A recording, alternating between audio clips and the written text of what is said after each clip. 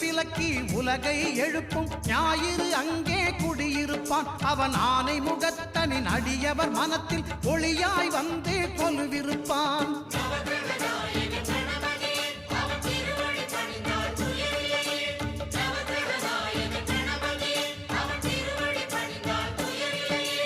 ஒன்பது கோளும் ஒன்றாய் காண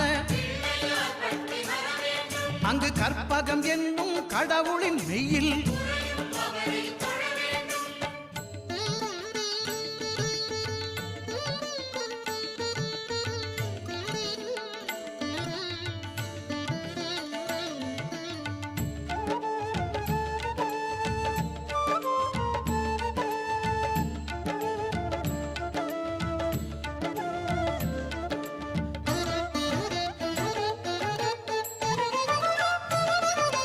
திங்கள் பகவான்